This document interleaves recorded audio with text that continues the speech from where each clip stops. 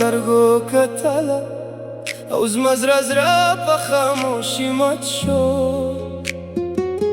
هغه ورځ مې خواب کې وې چې ته به زما په نصیب کې وې، خو قسمت بل مخ ته ور ورالم او په غمونو کې مې ځان وموندلم. نن ته په بل چا سره لرئ او زما خوابونه سره ورئ، ستا په وعدو کې مې زړه جرجر شو، د عشق قصه مې په خاورو پروت شو. ستا په خندا مې زما غم پروت و، ستا په خوشحالي کې زما زړه روت و.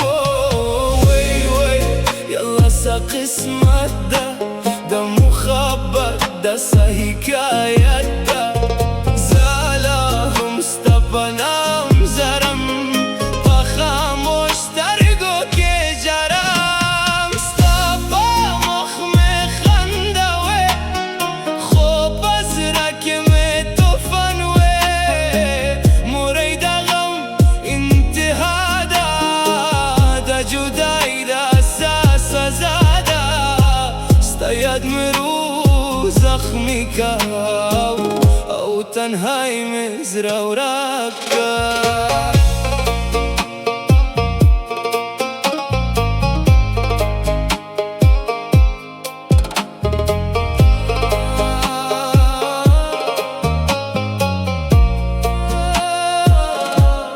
ستا په سپینو جامو کې نظره لا هم په سترګو مې د پاره، خو زما په نصیب کې تا نه وی او زما په قصه کې سحر نه وی.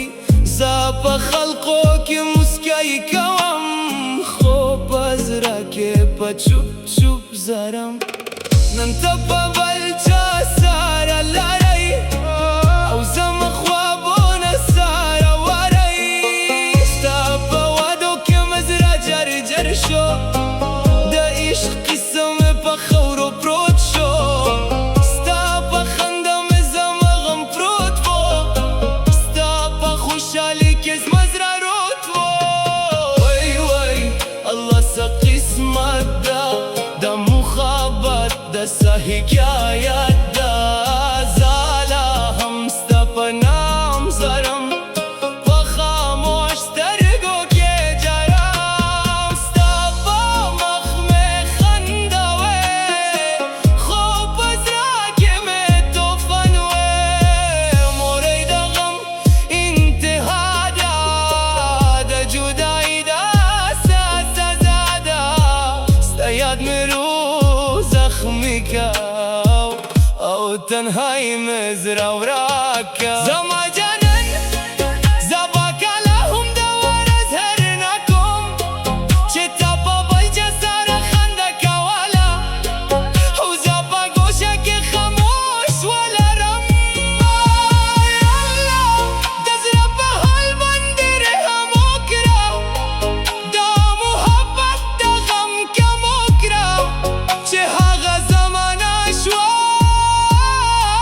نو د یادونو بارې کم وکړه. ستا یاد مې روح زخمی که او تنهایی مې زړه ورک که. ستا یاد مې روح زخمی که او تنهایی مې زړه ورک که. ستا یاد مې روح زخمی که او تنهایی مې زړه ورک که.